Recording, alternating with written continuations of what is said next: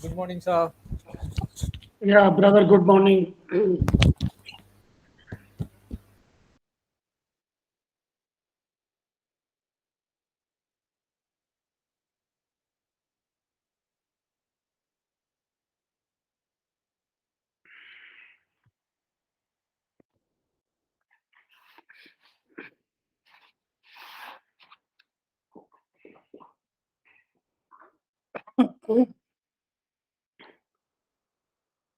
I formally welcome you, brother.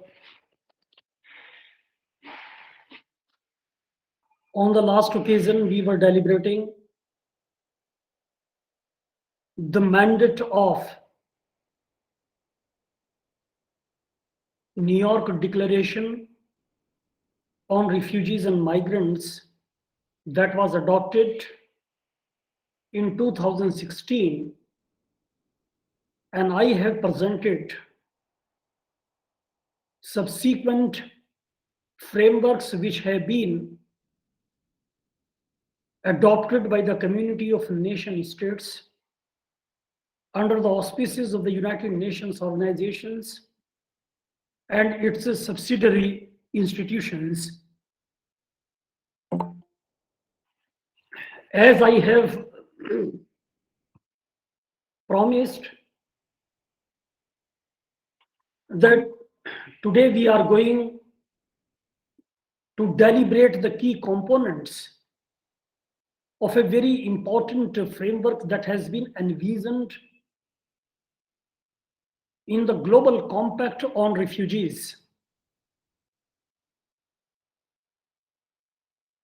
And that is popularly known as, in abbreviated form, CRRF, Comprehensive Refugee Response Framework. As a part of the international legal protection framework, the very first idea, very first component that has been envisioned under GCR, that is the Global Compact on Refugees, is a shared global responsibility. Under this particular key components, or one of the key components, my dear friends, shared global responsibility has been envisioned. It means a specific acknowledgement that the protection of refugees and assistance to host states as a shared international responsibilities or responsibility must be respected. It means that refugee problem does not remain a burden. The refugee problem is not the responsibility only a country who is confronting influx of refugees or who has been flooded with the arrival of or with the exodus of refugees. Therefore, the shared global responsibility principle as a key component of the comprehensive refugee response framework has been envisioned in 2018 under UN Global Compact on Refugees. Another important key factor or the key component of GCR is whole of society approach. My dear friends, a whole of society approach is basically an idea that has been adopted, appreciated, acknowledged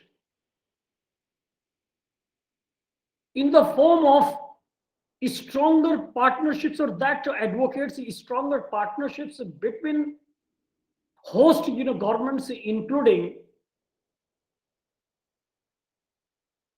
line ministries which have been designated for this purpose, UN agencies, development actors, the private sector, non-governmental organizations, financial institutions, and the members of the civil society or the civil society institutions have been contemplated at the stakeholders of this very, or advocates of this very approach, which is popularly known as the whole of society approach.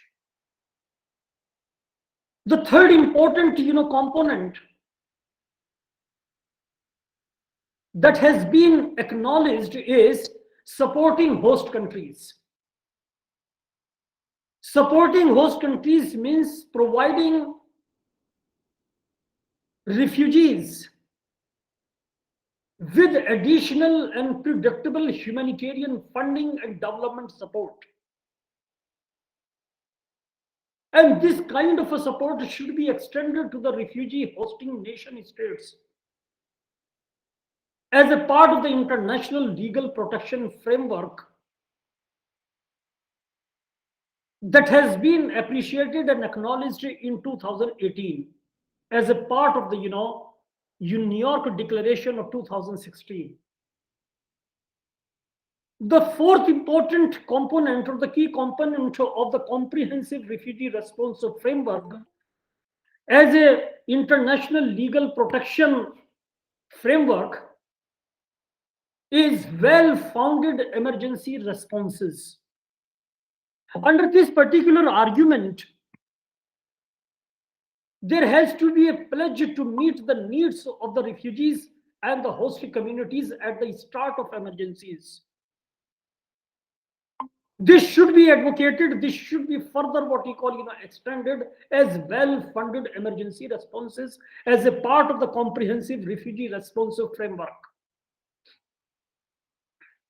Another important dimension or the key components or one of the key components of the CRRF is self-reliance.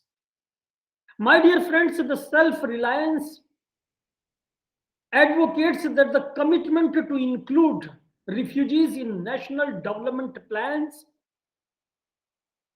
and invest in the future of refugees and the local communities alike or on equal footing.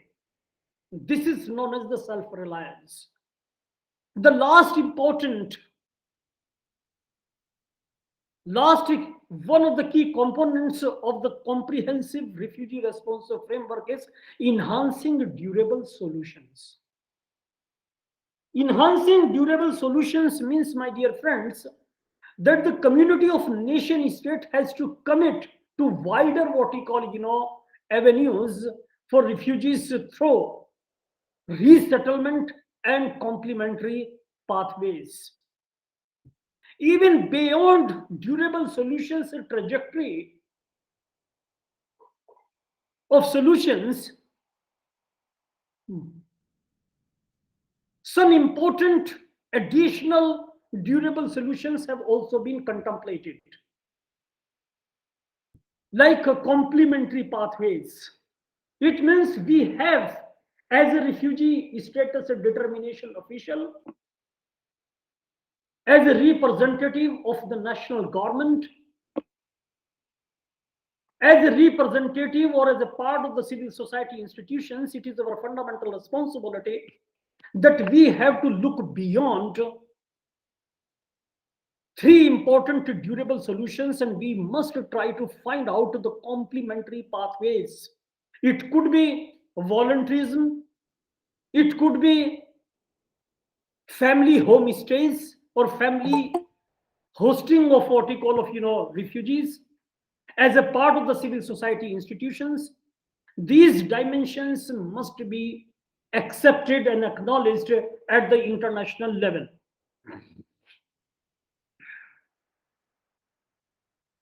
My dear friends, lessons learned from comprehensive refugee response framework implementation demonstrates that the 6 key elements are critical to comprehensive response. Let us review, my dear friends, some of the early results on these what we call components. Suppose the very first what we call key component which I have presented for your consideration is shared global responsibility idea.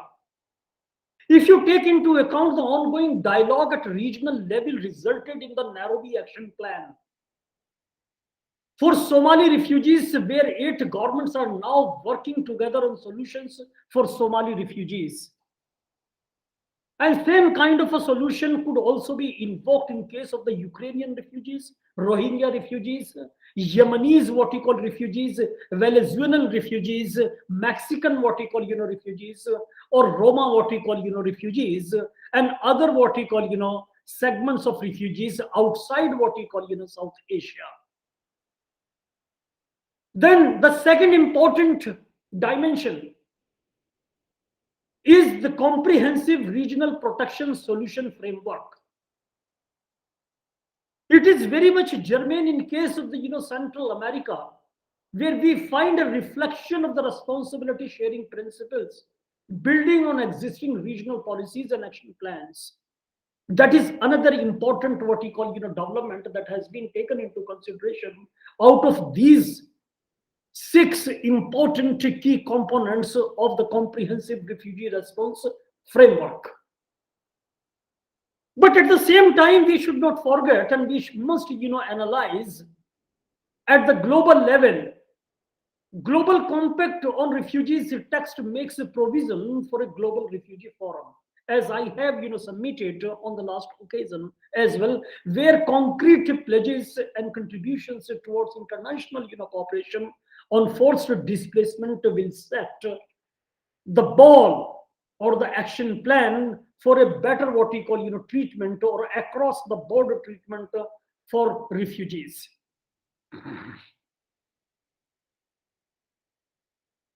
Another important dimension that comes to my mind is enhancing durable solutions. My dear friends, when we are talking of how to enhance, how to accelerate, how to encapsulate durable solutions, definitely this kind of understanding will build on initial work in expanding global resettlement spaces. And it includes, my dear friends, the emerging resettlement countries, joint support mechanism where countries like Chile, Croatia are building their resettlement, what you call, propensity, capacity, with support from experienced resettlement context like Sweden. And it will also build on the Canadian originated global refugee sponsored initiative, and that supports groups interested in offering private sponsorship to increase resettlement or complementary pathways options for the refugees. That is one important line of argument. Another important line of argument is the idea of voluntarism. Even if you recall, when Syrian refugee crisis started unfolding, and Syrian refugees, after crossing Mediterranean Sea, they started knocking the doors of the very first what we call country along the Mediterranean Sea. The very first what we call offering was made by the private actors, by the family what we call institutions or the families, and they supported and doled out a lot of what we call like saving material to the refugees. So that has been recognized as what we call voluntarism. Another important dimension that should also be taken into consideration, that is the supporting host countries. Under this particular dimension, international community is obligated to provide additional and predictable development support during the comprehensive refugee response framework period that has resulted almost what we call more than $8 billion in development assistance for refugee hosting context to date, up till now. I can name few countries who have been benefited, and they have utilized this kind of key components of the comprehensive refugee response framework. That is Cameroon, Republic of Congo, Djibouti, Ethiopia, Niger, Pakistan, Uganda, and Hafsa's hosting countries.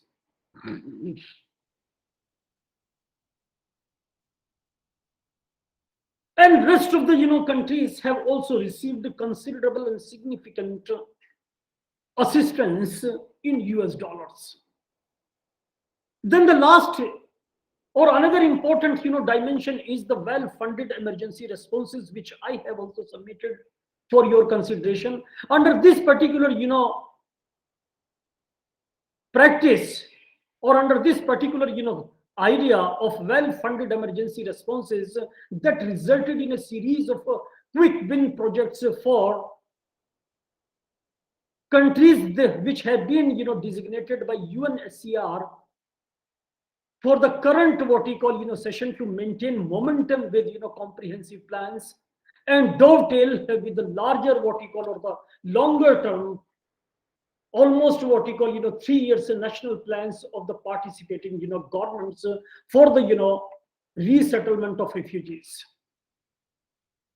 So this is how this global compact has envisioned the idea of resettlement of refugees.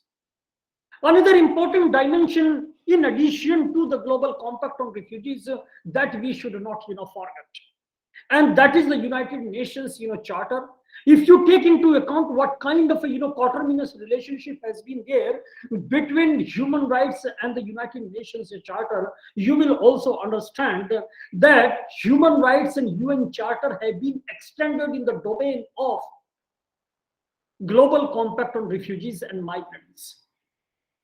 My dear friends, the treaty that established the League of Nations in 1920, the organization that preceded the United Nations, contained no general provisions dealing with human rights. Unfortunately, I should say.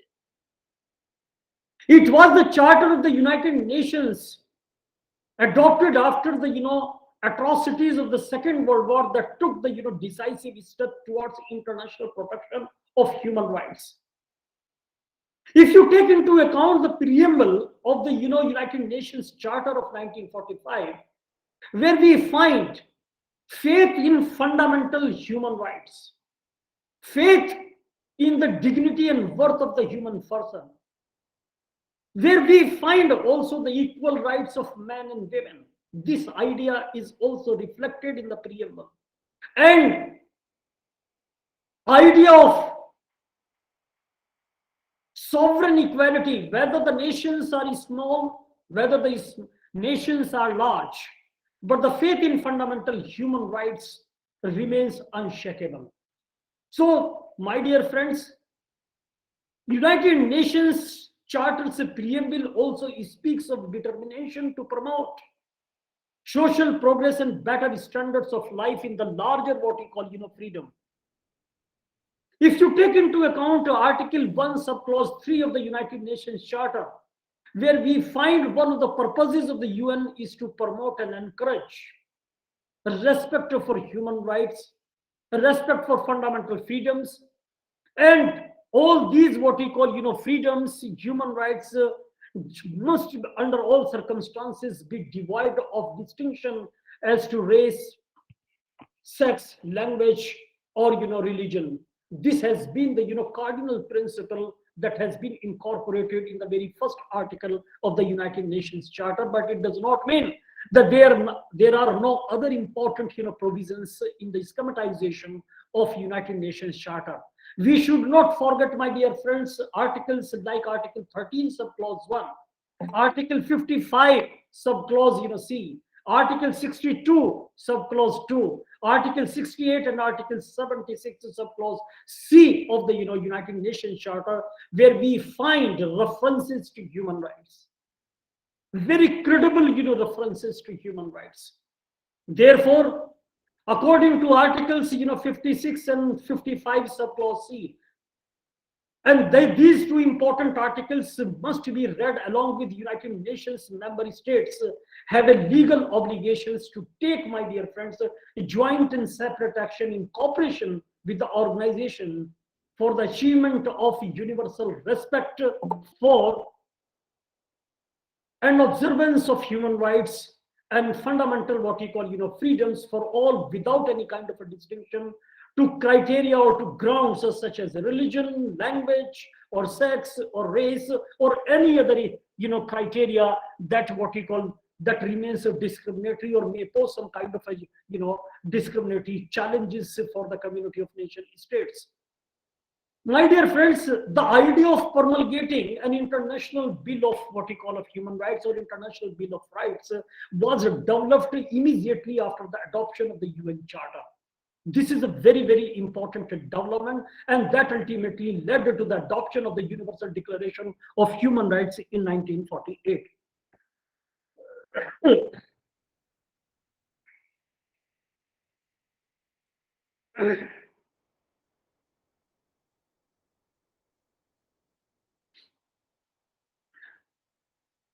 UDHR. My dear friends, as or consistent with my previous submissions in the third semester in the class of international human rights law, I have submitted that UDHR is not a treaty as it was adopted by a resolution of the United Nations General Assembly. But UDHR is the earliest comprehensive human rights instrument, and that too adopted by the unanimously by the international community. And on the same day, my dear friends, that it adopted the UDHR, the General Assembly asked the UN Commission on Human Rights, that has been what we call subsequently replaced by the UN Human Rights Council. And this UN Commission has, or right now does not exist. Then UN Commission on Human Rights was asked to prepare as a matter of what we call of emergency, as a matter of priority, a legally binding human rights convention. This mandate was given. And my dear friends, because of the decisive climate of the Cold War at that particular time, there was no agreement among the nation states on adopting a single binding human rights instrument that encompasses and encapsulates all human rights, civil, political, economic, social, cultural. So 18 years later, my dear friends, in 1966, two distinct instruments were adopted by the community of nation states under the auspices of the United Nations organizations. That is 1966 UN Covenant on Civil and Political Rights, and then United Nations Covenant on Civil and Political Rights after the adoption of the first generations of human rights, as it is popularly known as. In the same year, 1966, another set of what we call of rights was also adopted, that is social, economic, and cultural rights, covenant. But at the same time, my dear friends, the first protocol to the ICCPR, that is the Civil and Political Rights, covenants, which established an individual complaints procedure, was also adopted. My dear friends, it almost took a full decade before both covenants and the optional protocol finally entered into force in 1976. The second optional protocol to the first generations of human rights, what we call covenants, which is popularly known as the ICCPR, on the abolition of the death penalty, was also adopted in 1989, if I am correct. And that has also entered into force 2 years later. However, the UDHR, the two covenants and the two optional protocols are collectively referred to as the International Bill of Human Rights. Since 1948, a series of other human rights treaties addressing specific human rights issues have been adopted at the United Nations level. On the other hand, organizations in Europe, Americas, and Africa have also elaborated and expanded the human rights and legal framework at the regional level, and it has been the most credible what we call the journey at regional level. But I would like to draw your attention at this stage, my dear friends, that 1951 convention and 1967 protocol, additional protocol, allow contracting states to make reservations to certain what you call provisions. However, in accordance with Article 42, reservations may not be made to Articles 1, 3, 4, 16, subclause 1 and Article 33 and Article 36 up to 46. Both the articles are inclusive of the 1951 convention. It is a very, very important attention that I have, or rather I should say, I request all of you that you must pay special attention to Article 42 and what kind of exceptional treatment has been given to certain specific articles of 1951 UN Convention relating to the status of refugees, along with 1967 additional protocol to 1951 Convention, Refugee Convention.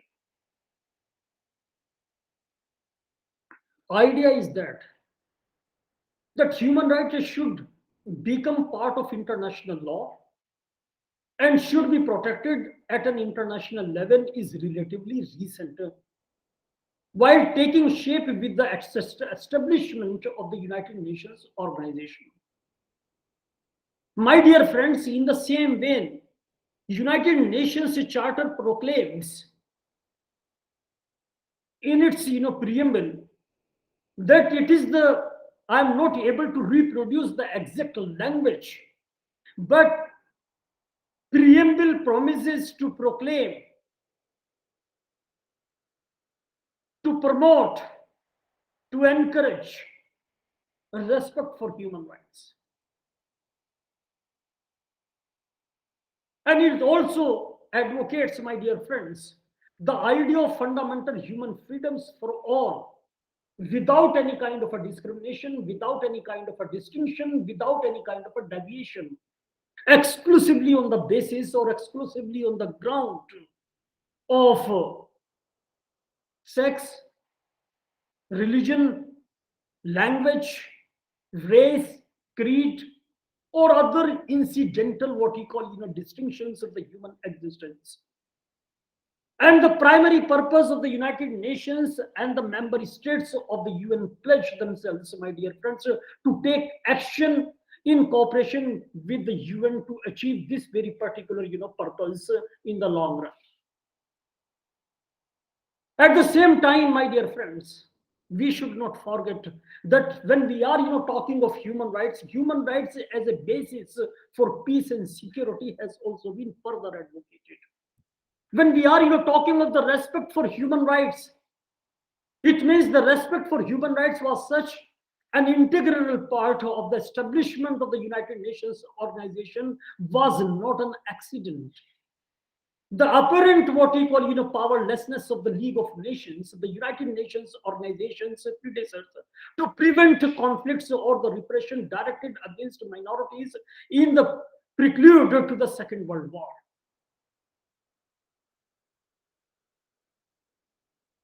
The unparalleled, the unprecedented atrocities committed during the war itself led many to believe that the protection of individuals against the exercise of the arbitrary power would definitely be essential to the success of a world organization whose primary task was the maintenance of international peace and security. So the human rights must remain the basis of this kind of a what we call international institutional organizational framework. Otherwise, if there is no protection to human rights, if the fundamental human civil liberties or the civil liberties are not being protected, then we cannot what we call contemplate the sustainability of this kind of international organizations, multilateral organizations like United Nations organizations. It becomes very, very important, my dear friends, to undertake this kind of a task, uphill task, because it is a condition precedent, it is a prelude, my dear friends, for the existence of the multilateral organizations for the preservation of human rights and other international transactions and international legal, cultural, social transactions. Because if you take into account some of the important elements from the 1948 Universal Declaration of Human Rights, you will find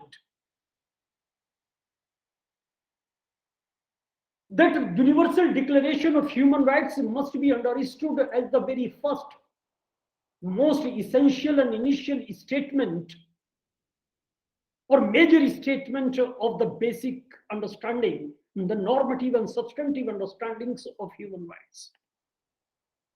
If you go through the preamble, you will also find that we find a recognition of the inherent dignity and of the equal and inalienable rights of all members of the human family. And that remains the foundation and the very first what you call ground of what, my dear friends? Ground of justice, ground of peace, and ground of particularly of the world peace. At the same time, my dear friends, it is also what you call contemplated that the contempt for human rights have resulted in the barbarous acts which have what you call outraged the conscience of what you call of mankind, and the advent of a world in which human beings shall enjoy freedom of speech and belief. At the same time, my dear friends, it must what you call remain without any kind of a fear or want. Of course, it is essential. If a man is not to be what you call compelled to have recourse as a last resort to rebellion against a tyranny and oppression, that human rights should be protected by the rule of law, and that remains one of the most important what you call understanding when we are talking of what? Talking of, my dear friends, of fundamental human freedoms. Oh, I'm sorry. I think there is a problem. I'm trying to turn on my camera. So, am I audible to all of you? Because Yes, sir. in my camera. Yes, let me try this. Anyway, so I'm sorry for this disturbance, but yes, let me. Yeah. Anyway, I should continue for the time being. My dear friends, I will attend it subsequently. If you take into account human rights or human rights instruments, it is, my dear friends, it has been established beyond any kind of a reasonable doubt that the United Nations organizations cannot function without guaranteeing respect for human rights. Or in other words, we can put it like this, that the United Nations organizations as a multilateral stakeholder in the international affairs cannot function without any kind of a recourse to human rights, without intrapolitic human rights in its affairs. And human rights or respect for human rights and respect for human dignity guarantee the very existence of this multilateral organization.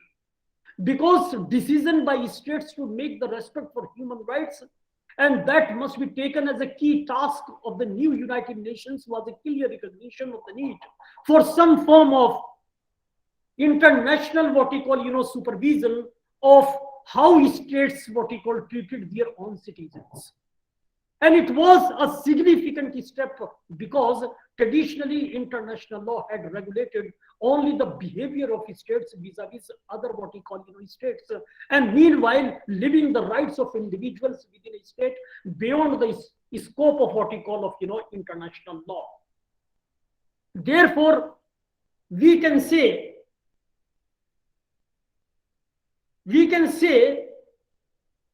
that the acceptance of idea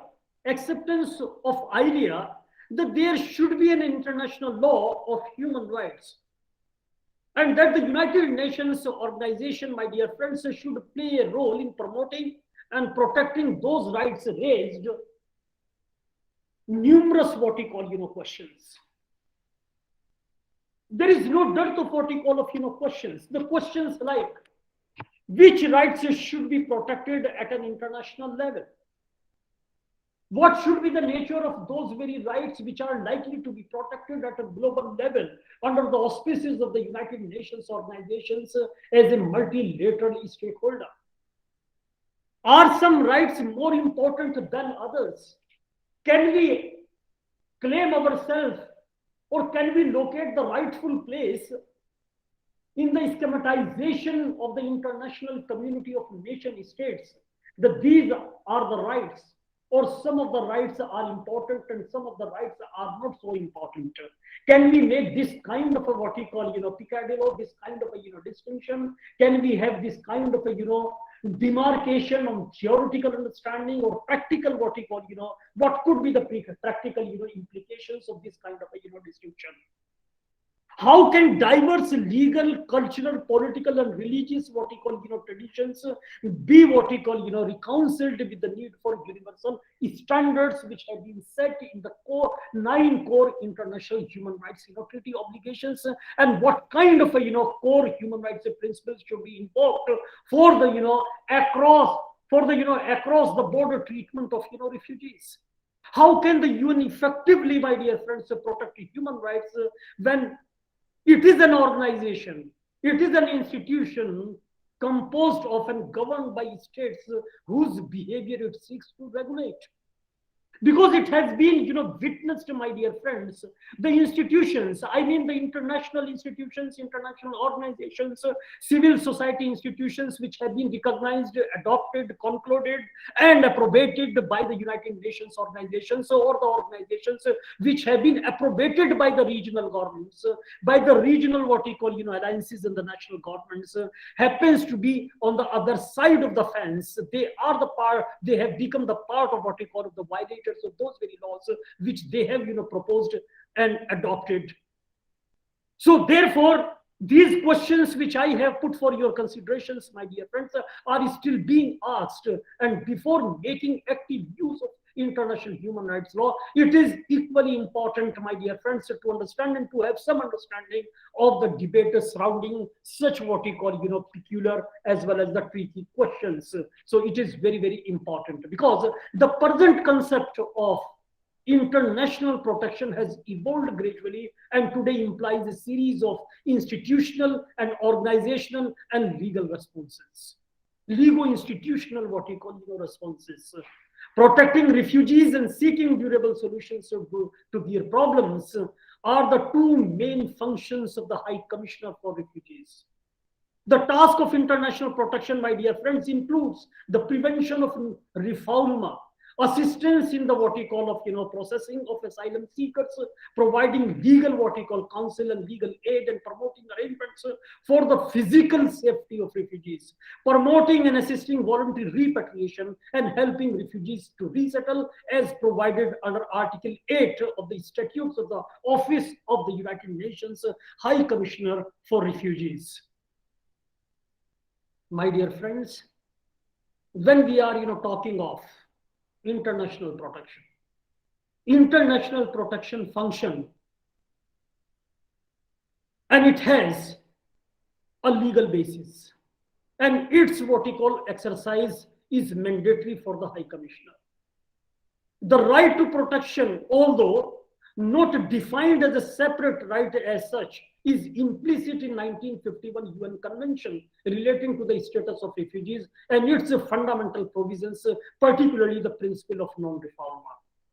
Many universally recognized human rights are directly applicable to refugees, including the right to life, protection from torture and ill-treatment, the right to a nationality, the right to freedom of movement, the right to leave any country, including one's own, and to return to one's own country, and the right not to be what we call forcibly displaced or returned. These rights, therefore, my dear friends, are affirmed among other what we call civil and political, economic and social and cultural rights for all persons, citizens and non-citizens alike in the Universal Declaration of Human Rights. International, on the other hand, International Covenant on Civil and Political rights, my dear friends, and the International Covenant on Economic, Social and Cultural Rights, which together make up the International Bill of Human Rights, are having the equal what we call importance. And therefore it becomes very, very important, my dear friends, if you take into account separately, suppose take the example of the Universal Declaration of Human Rights, no one shall be subject to arbitrary arrest, detention or exile. This is a promise that has been what we call made by the Universal Declaration of Human Rights under Article what we call 9. If I am correct, you can check it. Then there are other important articles. Article 14 of the Universal Declaration of Human Rights. Again, Article 13 of the Universal Declaration of Human Rights. Then there is another important what we call separate convention, that is the first generations of human rights convention, that is the 1966 UN Covenant on Civil and Political Rights. We should not forget, my dear friends, Article 12 of this particular convention, which is popularly known as ICCPR. When we come to the idea of non-refoulement, and I have already submitted my observations, my submissions on this particular idea, that is on this particular concept that has been incorporated under Article 33 subclause 1 of 1951 UN Convention on Refugees. When we talk of non-refoulement, therefore, my dear friends, not all of the important rights for refugees are mentioned specifically in the International Bill of Human Rights. A central element, therefore, of international protection is the right not to be forcibly returned or expelled to a situation which would threaten one's life or freedom. That is the beauty of the non-refoulement.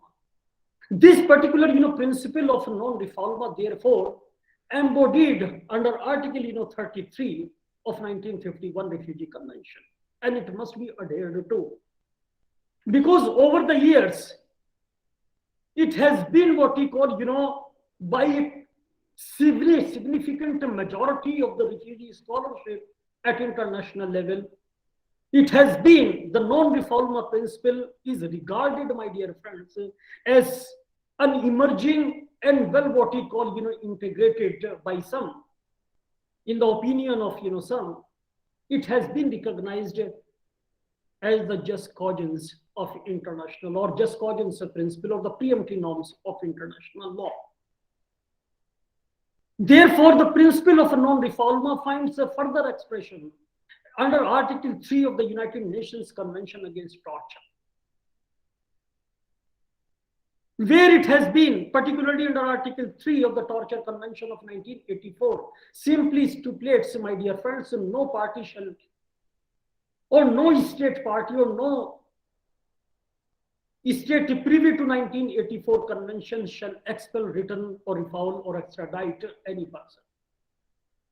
Therefore, for the purpose of determining whether there are such what we call grounds, the competent what we call authorities shall take into account all relevant considerations, including, when applicable, the existence in the state concerns of a consistent pattern of gross, flagrant, or what we call mass violations of human rights must also be taken into considerations. Therefore, it is important, my dear friends, to understand the principle of non-refoulement in its entirety. If you take into account the rights of refugees and human rights violations, what are the human rights violations which generally take place? Violations of human rights as origins of the mass exodus, that is one important manifestation. Violations of rights of refugees, That is another important what we call violation, and that should be taken as a violation of human rights. Restrictive measures taken by the national governments in situations of what we call of immigration, in situations of refugee exodus or refugee influx, that is a violation of human rights of refugees. Ill treatment of asylum seekers, that is another important evidence of violations of the refugee rights. Violations of the right to life, liberty, and security of human person or human, or what we call of humanity, that should also be taken as a violations of the institution of the refugeehood. Then the refugees and the xenophobic or racial what we call aggression, as recently we have what we call witnessed in the mass flight of Ukrainian refugees, and we are what we call crossing into neighboring nation states while crossing international what we call borders. Then the violations of human rights and voluntary return, if that is what we call not allowed, that remains the violations of human rights. Therefore, my dear friends, it is one of the most important observations from the United Nations High Commissioner for Refugees as an institutional what we call intervention, that the protecting refugees is the protection or amounts to protection of rights of refugees, or the rights of what we call rights of refugees amounts to or should be taken as the human rights protection, because the human rights violations are a major factor, my dear friends, in causing the flight of refugees as well as an obstacle to their safe and voluntary return home. Therefore, my dear friends, safeguarding human rights in countries of origin is critical both for the prevention and for the solution of the refugee problem. Respect for human rights is also essential for the protection of refugees in the countries of what we call asylum, and that must be understood. But unfortunately, many of the national governments are not paying adequate attention to this line of what we call argument, to this line of inquiry. Therefore, when we are talking of protection of refugees under international human rights law, it means we find a close what we call relationship between UNHCR work and the protection of human rights. That should not be forgotten. Some of the reasons why UNHCR is placing increasing reliance on international human rights law and the ways in which what we call international human rights law can assist UNHCR in protecting what we call refugees is the most important emerging what we call dimension. Because when we are talking of the protection against forcible return, it is one of the most important challenge which is being currently confronted by the refugees. Refugees are at risk, my dear friends, of human rights violations in their home country. If you take into account the work of the work UNHCR does to ensure they are not subject to refoulement is a direct and powerful means of protecting their basic and the most fundamental human rights. In the last decade, if you take an assessment, you will find, or particularly of people who have been forcibly returned to their countries, have been killed, tortured, arbitrarily detained, or forced to live in conditions of extreme insecurity. And this is what we have been witnessing in the return or the repatriation of Rohingya people to their country of origin, and that is Myanmar. It is altogether a different story, my dear friends, that in 1962, government of Myanmar has already what we call disenfranchised Rohingya people. Their voting rights have been what we call they have been divested of their voting rights. They do not have any kind of a political political participation or political integration. And again, in subsequent what we call years in 1965, in 1982, and in subsequent years, they have been what we call declared by the civilian government as well as by the military junta of Myanmar as stateless what we call persons. So we would be discussing some of the important what we call refugee blocks in the subsequent what we call engagements.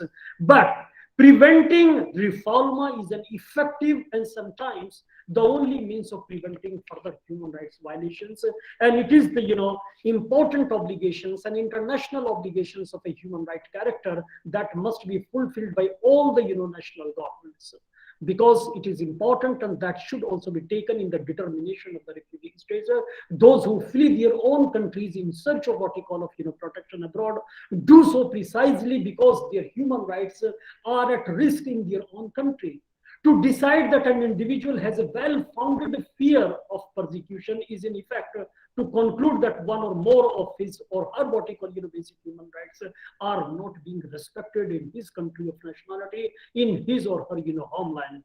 Similarly, my dear friends, to determine that a group of people fleeing conflicts or serious what we call disturbances of public order are prima facie refugees in the most what we call cases, to acknowledge that they are victims of violations of human rights or international humanitarian law. So, when having submitted all these what we call dimensions, the fundamental responsibility that is still remains with the international community of nation states, and that is promotion of durable solutions. If conditions have fundamentally changed in the country of origin, promoting and monitoring the safety of their voluntary return allows refugees to re-establish themselves in their own what we call community and to enjoy their basic human rights. In addition, my dear friends, monitoring is a very important what we call step. Monitoring the safety of returnees is a means of ensuring that they do not again suffer the human rights violations which forced them to flee earlier.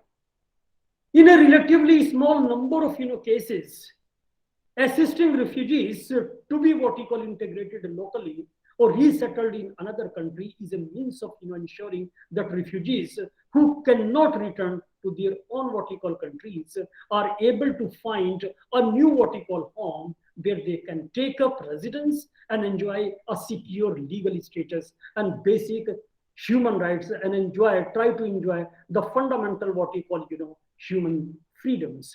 Although UNHCR's core function, if you take into account the role of the UNHCR in this entire what you call scenario, you will find the UNHCR's core function involves protecting human rights. Not everyone is accustomed to thinking of the office as a human rights organization. This should not be confused.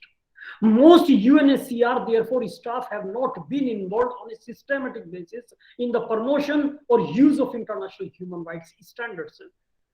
Three recurring questions frequently, my dear friends, come up when discussing incorporating human rights law more consistently into UNHCR's what we call protection activities. Number one, human rights are political. And UNHCR work is humanitarian and non-political. How can the two function together? That is the question number one, or the confusion number one. Beginning with the statutes of the office, UNHCR mandate has been described, my dear friends, as a humanitarian one, and there is no controversy over it. It means that the actions in favor of refugees should be non-partisan and non-political, with the sole concern being the safety and welfare of the refugees. This understanding, my dear friends, regarding refugee protection as humanitarian works allows countries of asylum to respond to the needs of refugees without passing judgment on the country of origin, which is often a neighboring country in majority of the situations it has been witnessed, while the acceptance of the UNHCR as a humanitarian agency helps to ensure support for the work of the UNHCR as a what we call organization.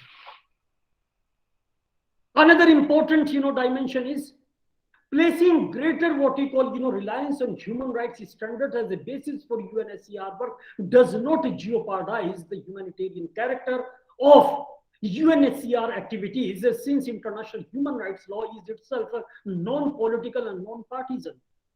Therefore, international human rights law treats all countries equally by imposing the same standards and obligations of each state or on each state, regardless or irrespective of the ideology of any particular government. Further, many provisions of international human rights law have been universally accepted and specifically undertaken by states, and advocating their implementation is not political but simply asking governments to live up to their what we call international human rights treaty obligations. Therefore, if you take into account and try to locate the role of the UNHCR as an international organization, my dear friends, the debate surrounding human rights can become politicized and controversial. Different governments, different organizations opposed to particular governments may use the language of human rights to advance political or particularly specific policies, particular policies which may or may not in fact be supported by reference to human rights law. Governments may be inclined to use, my dear friends, human rights or international human rights law provisions very, very selectively, either by criticize the human rights record of the rival governments while remaining silent regarding the what you call friendly governments, or by emphasizing only certain aspects of their own human rights work. However, many UNHCR staff are accustomed to having their work held or hindered by different governments or political groupings. This does not, whatever the impediments, whatever the obstructions have been created by the non-state actors, state patronized actors, armed groups having what we call or enjoying the sympathy and patronage of the national governments, does not stop UNHCR from insisting on its responsibility to provide international protection to refugees. Therefore, it does mean, my dear friends, however, the UNHCR must ensure its work in a very, very non-political and non-partisan manner, and the similar modus operandi must also be ensured on the part of the United Nations High Commissioner for Refugees. By what? By being consistent in the rights it defends. Number two, by defending those rights in all circumstances, irrespective of the politics of the refugee or the country concerned, whether it is the country of what we call a reception of refugees, or it is the country of destination for the refugees, or it is the country of origin. Irrespective of all these considerations, it has to defend the rights under all circumstances, and it has to be consistent in their defense or in the defense of rights. Another important question that is equally important, my dear friends, and that is the question number two. Human rights are routinely violated, and there is a consensus on this particular point, and this is my firm belief that you are also having this understanding that the human rights are consistently, constantly, continuously in violation. Then it raises a question, and the question is, why trouble with human rights law if it is not enforceable? My dear friends, we cannot simply reject. We have to be very careful in our orientation, in our advocacy, in our what we call pragmatism, in our plausibility of accepting human rights, incorporating human rights, ensuring implementation of human rights. Some people believe, therefore, that the international law of human rights is not really law at all, but simply a set of noble aspirations describing an ideal world which has little relation to reality. That is one argument. Those who work with refugees, therefore, may be particularly tempted to hold such a view, since the growing number of refugees in the world is apparent proof of the failure of the system of international human rights protection mechanism. It is true, my dear friends, that even the most basic human rights are routinely violated, and that efforts by international bodies to ensure respect of human rights are often fruitless. This does not mean, my dear friends, that the international human rights law is of no use to United Nations High Commissioner for Refugees or international organizations, but simply that it has a limitation. The difficulties of enforcing international human rights law provisions are similar to the difficulties of enforcing most of branches of international law. Like many human rights treaties, the 1951 Refugee Convention is not always honored by state parties, but it continues to be of real help to countless numbers of individuals who rely on its provisions, and UNSCR, my dear friends, continues to insist on respect for the principle it establishes in its schematization. Then this brings me to another important and very last question, and that is, there are hundreds of the so-called human rights, many of them vague or uncertain. Should, therefore, there is a question, should UNHCR, my dear friends, not stick to the refugee law standards it knows best? People are generally asking this kind of questions, and these are the questions which I have gathered from the observations from a lot of what you call of scholarships in the public domain. But we have to answer, we should try to answer, but my answers, my responses should not be taken as some kind of a panacea. No, that is not my intention. Rather, I am further agitating your research proclivities, your juridical understandings, your faculty of reasons, to ponder over, to mule, to ruminate upon these fundamental aspects, and try to find out more credible what you call responses. Highly hybridized rather responses must be cajoled and rummaged to what we call satisfy the, I mean, to satisfy the requirements of the refugees. International human rights law, my dear friends, is more complex than international refugee law, and this should not be forgotten, because of the multiplicity of the sources and the standards compared to the few refugee law instruments whose provisions are relatively straightforward. There are dozens of human rights issues that are in one way or another the subject of UN attention or international institutional what we call attention. For non-specialists, this can be bewildering. This could be creating some kind of a predicament. It could be what is highly flabbergasted. It may create some kind of a juridical hogwash beyond the understanding of the ordinary faculty of reason, and it is going to be very, very frustrating. Despite these difficulties, my dear friends, there do exist certain core standards which have been universally accepted. Many of them have been elaborated in binding legal instruments to which a majority of the nation states have become party. It does not require a specialist knowledge, some kind of an expertise of particularly of the whole vertical body of international human rights law in order to rely on some of it to protect the rights of what we call of refugees. Therefore, asylum seekers, refugees are entitled to all the rights and fundamental human what we call freedoms that are spelled out in international human rights law instruments. The protection of refugee therefore must be seen in the broader what we call context of the protection of human rights. The creation, my dear friends, by states in the aftermath of the Second World War, particularly the two separate organizations to deal with human rights and refugees respectively, does not mean that these issues are not interrelated.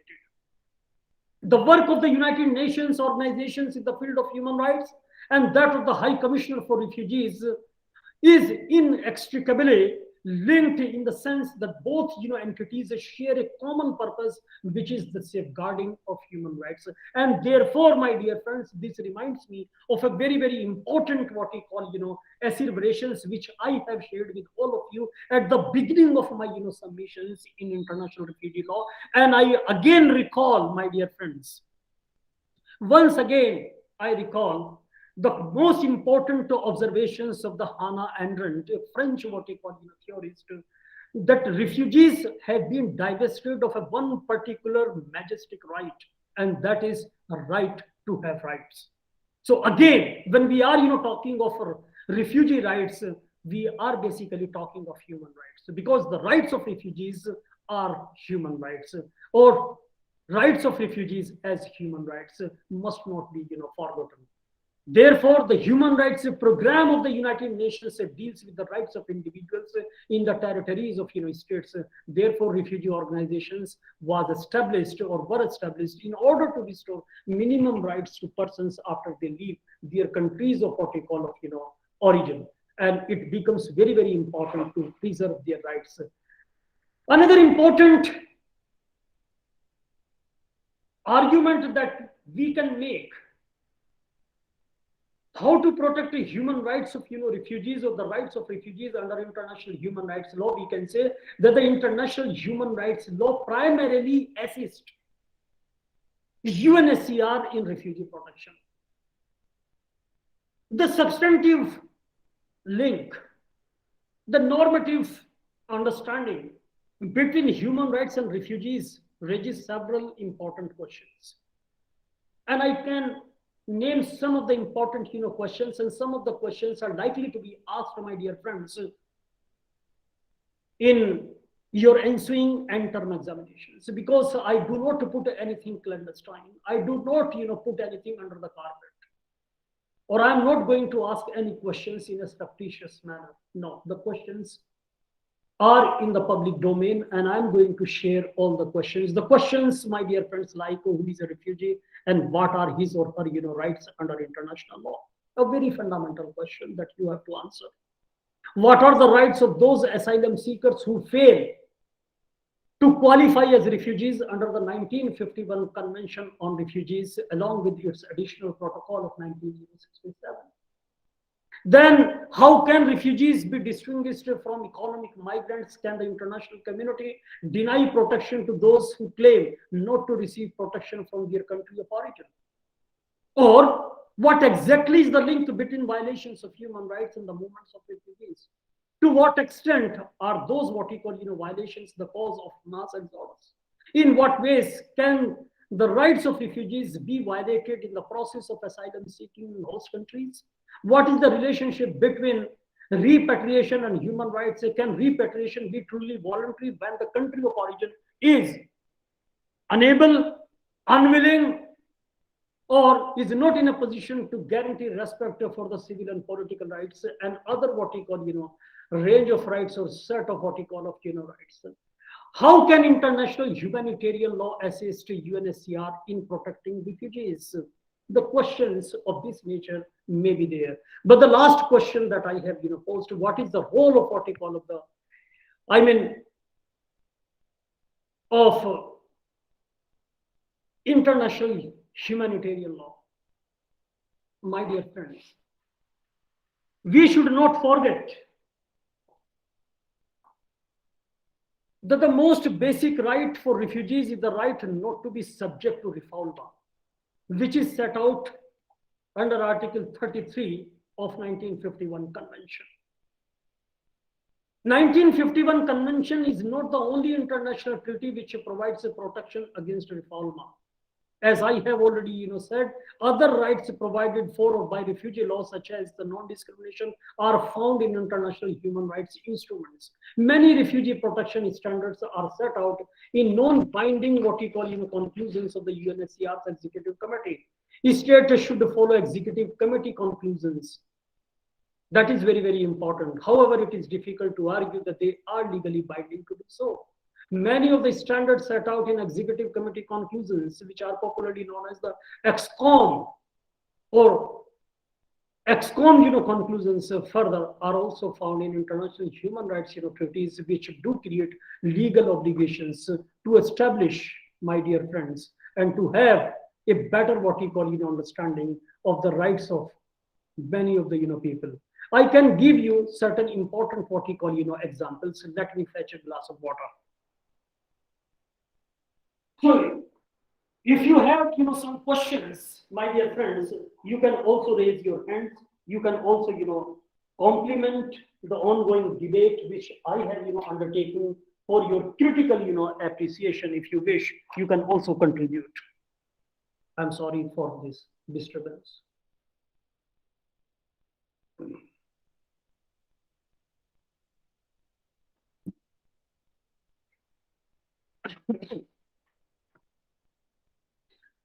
Let me give an example.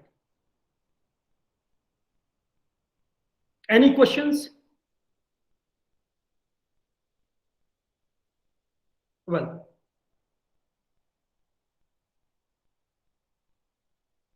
most of the protection standards which have been set or set out in executive committee conclusion, particularly I recall conclusion number 22. This is relating to the protection of asylum seekers in situations of the large scale influx. It is a basic reference point for protection work. And under this conclusion, XCOM 22 are included in international human rights treaties as binding legal obligation on state parties. I can also tell you that the XCOM conclusion number 22 have been matched with some relevant provisions of international human rights law. For example, not to be subjected to restrictions on their movements. When I am having, or we are going to have, or to understand this kind of a expression, not to be subjected to restrictive what you call movements, then these expressions are found, my dear friends, under Article 9 of the Civil and Political Rights Covenant and Article 12 of the ICCPR. Again, my dear friends, if you take into account Article 5 of the Convention on Elimination of Racial Discrimination, I'm talking of the third convention of 1965, I think. We find this expression not to be subjected to restrictions on their what you call movements. Another expression which we generally come across, my dear friends, for the sake of example, again it has been taken from the XCOM conclusion 22. Not to be subject to cruel, inhuman, or degrading what we call treatment. This is an expression which I find, my dear friends, under Article 5 of the Universal Declaration of Human Rights, Article 2 and Article 16 of 1984 United Nations Convention Against Torture. Again, Article 7 of the UN Covenant on Civil and Political Rights of 1966. So these XCOM conclusions have also been taken. SDGs and MDGs have been taken, my dear friends, from well-established binding, non-binding, soft laws, hard laws of an international character, particularly from the field of international human rights law.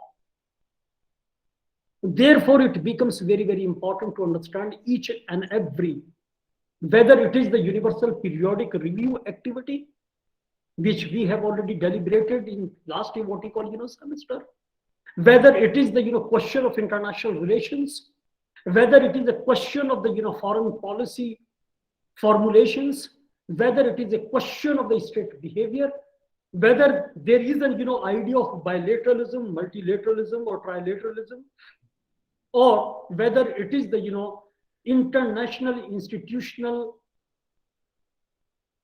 cross-fertilization in the field of what we call of international human rights law. This should be taken into consideration. Other expressions, again, those expressions have also been taken from this executive committee, UNHCR Executive Committee conclusion number 22. The expressions like no discrimination on the ground of race or religion, it has been taken from the United Nations organizations, particularly Article 55 and its clauses, and earlier what we call articles, article 51, article 52. And there are some other important articles as well, again, of the Universal Declaration of Human Rights, article 2 and article 7, as I have already mentioned. Covenant on Civil and Political Rights, article 2. Then the Covenant on Economic, Social and Cultural Rights, again article 2, subclause 2. Then the Convention on Elimination of the Racial Discrimination, article 2.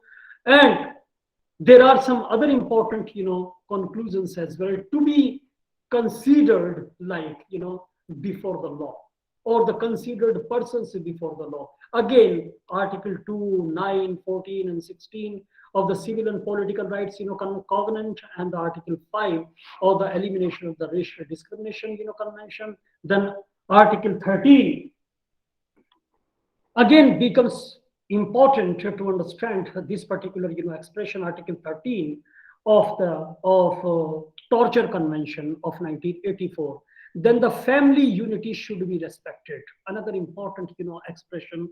And that is the last what we call expression that has I have taken from conclusion number excom conclusion 22, where again article 17 and 23 of the Civil and Political Rights, what we call covenant, becomes important. Article 10 of again of what we call of Economic, Social and Cultural covenant of 1966 becomes important. Then the convention, United Nations Convention on the Rights of Child, particularly article what we call 9 and 10 becomes very, very important.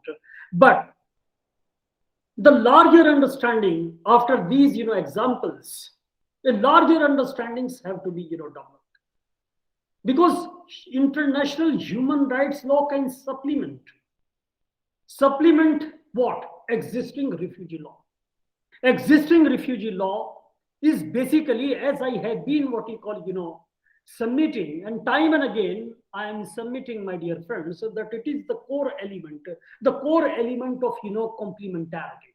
Core element of complementarity is the fundamental hallmark to understand the rights of refugees. If the refugee rights does not remain a possibility, if international refugee law does not present any kind of a concrete and credible solution for the protection of refugee rights, then we have to look beyond, because on the basis of the element of complementarity, we have to invoke international human rights law provisions, and these provisions therefore constitute a very, very important segment of our understanding of the refugee rights and their protection under international human rights law. Because refugees today face many problems, not simply the threat of reforma, but prolonged or arbitrary detention, lack of due process, cruel, inhuman or degrading treatment, xenophobia, all these kinds of what we call problems the refugees have been confronting with. As a matter of fact, therefore, my dear friend, international refugee instruments were never meant to address all the human rights of what we call refugees.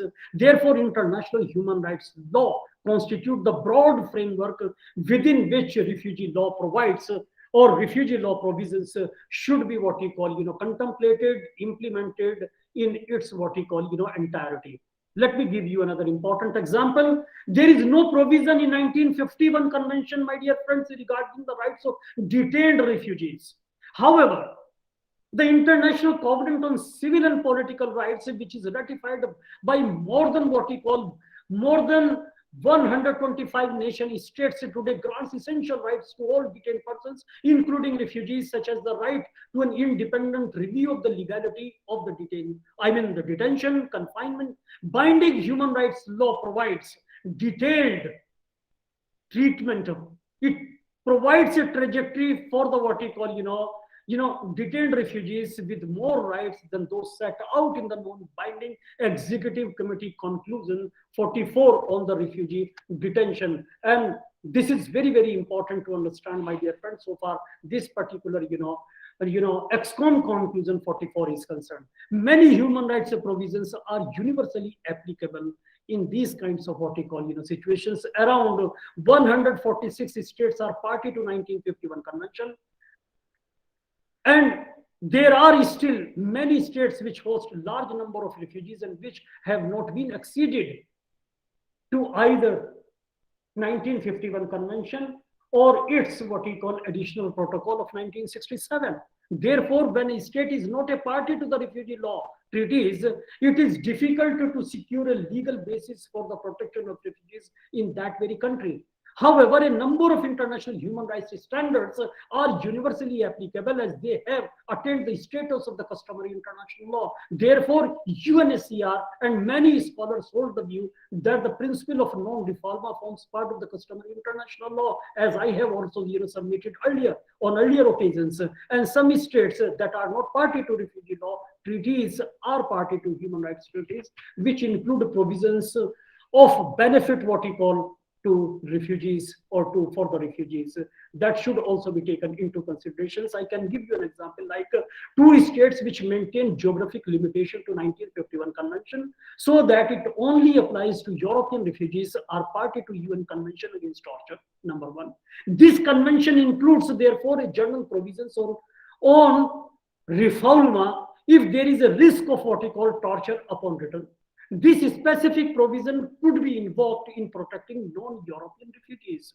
So, my dear friends, it has, if we are not a party, if South Asian states are not a party to 1951 convention, even then they are under an obligation to protect what we call refugees, because the fundamental principles as it has been enshrined in various what we call right to life provisions in the various what we call parts and various what we call provisions of the constitutions of South Asian jurisdictions of the South Asian nation states, then they have to what we call protect, because the provisions relating to right to life, right to personal liberty, right to what we call security of person, or what we call right to have a highly dignified personality within the geopolitical entity in South Asia have been analogous to the provisions and to the perception that has been recognized the inviolability of an individual's right to life under international customary law or customary international law. So therefore, under all circumstances, whether we are a party as a South Asian nation states to 1951 Refugee Convention or not, but we have to protect, because our constitutions, idea of constitutionalism, our what we call commitment, our being privy to some of the international human rights treaty obligations cast upon us as a member of what we call community of the civilized nation states, we must what we call protect the refugees. This reminds me of a very, very important decision in a case of what we call Parinek versus Switzerland. Let me what you call make a presentation of this case. On 17th of December in 2013, my dear friends, the European Court of Human Rights ruled by 5 votes against 2 that Switzerland violated the right to freedom of speech by convincing Paninek, chairman of the Turkish Workers' Party, for having publicly denied the existence of any genocide against the Armenian people. On several occasions, my dear friends, the applicant had claimed that the idea of an Armenian genocide was an international lie. The reasoning adopted by the Swiss courts to find him guilty of racial discrimination rested inter alia on the identification of a consensus about the existence of the Armenian genocide.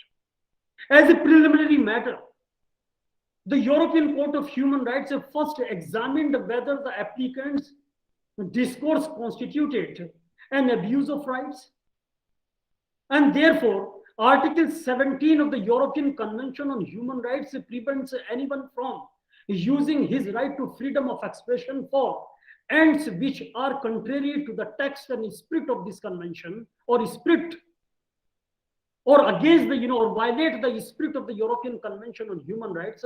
This is in particular the case when comments incite to violence or racial hatred.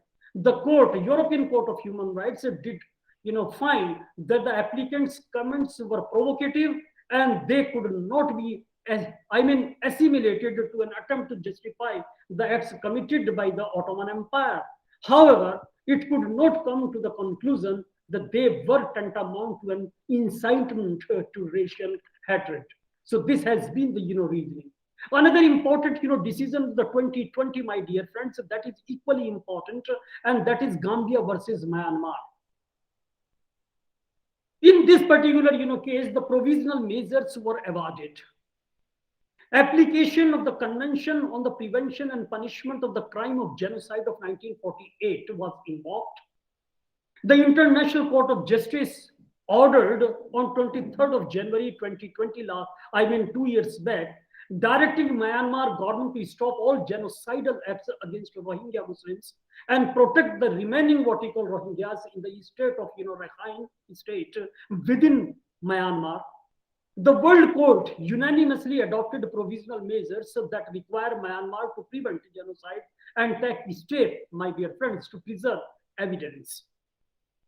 The order follows Gambia's November 11, 2019 application to the court alleging that abuse by the Myanmar's military junta in Rakhine state against the Rohingyas violate the Genocide Convention of 1948 and urgently what he call sought the provisional measures.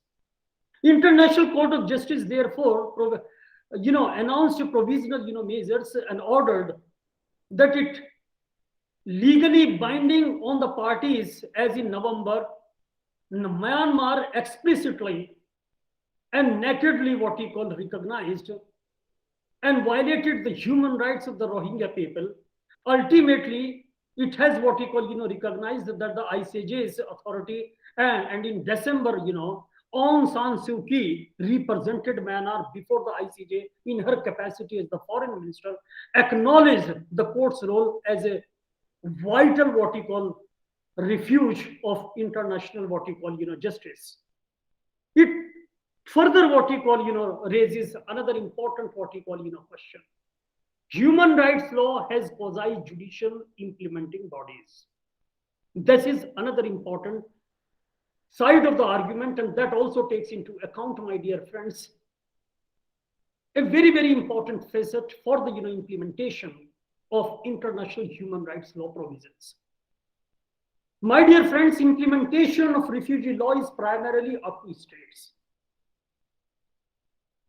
Although United Nations High Commissioner for Refugees has a mandate under its statutes, and although states must cooperate with UNHCR and facilitate its task of what supervising the application of the provisions of the 1951 Convention.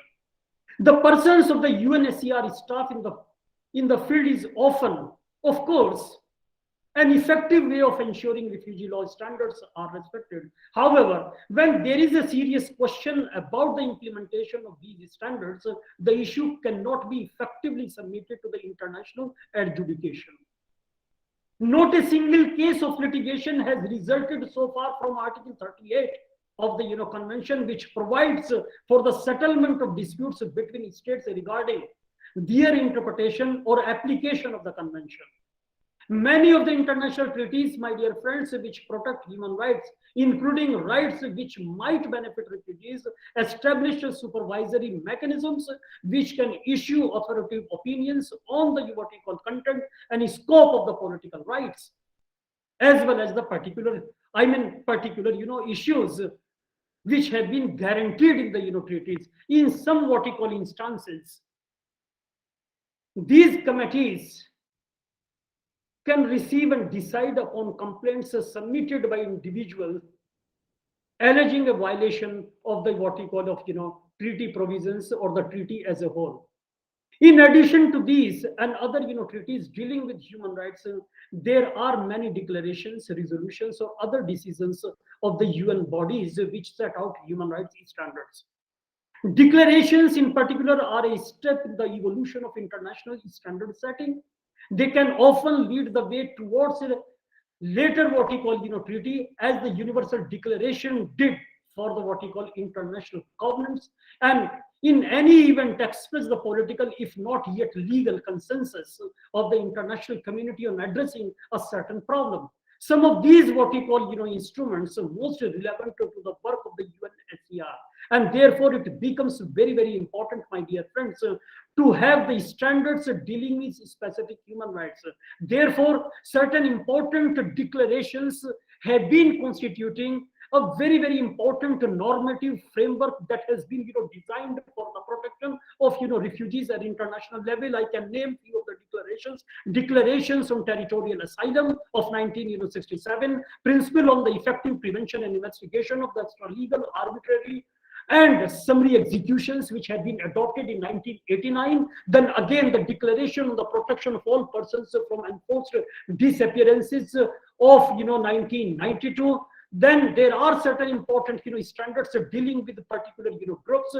These, again, the soft laws becomes very, very important, because the certain standards or the minimum standard rules for the treatment of prisoners, which have been adopted in 1955. Then the body of principles for the protection of all persons under any what you call form of detention or imprisonment, that has also been undertaken, I think, in 1998. Then the United Nations rules for the protection of juveniles deprived of their liberty, that has been agreed upon and adopted in 1990. Then the Declaration on the Rights of the Disabled Persons of 1975. Then the Declaration on the Rights of Persons belonging to national or ethnic, religious, or linguistic minorities of 1992. Then the Declarations of the Elimination of the Violence Against Women of 93. Then there are certain specific standards which have also been recognized and set by the United Nations organizations, particularly relating to the idea of discrimination, or the concept of declaration, like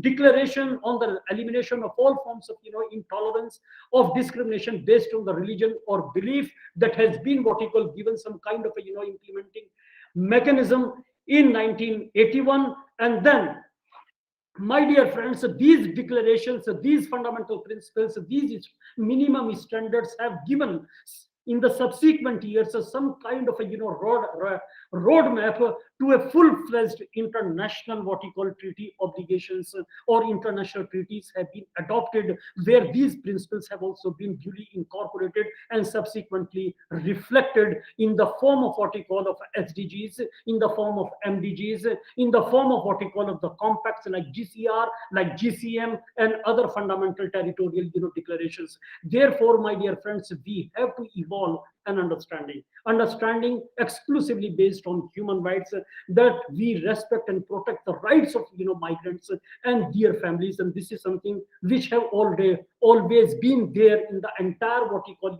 model of international human rights law, as well as some other important what we call understandings, which ultimately contributed, enhanced the existing what we call instruments on refugee protection. And this is how cumulatively, collectively, and while taking into consideration the multidisciplinary approach that is reflected in the protection of rights of refugees, migrants, and asylum seeker as a whole. Thank you very much for the day. Any questions?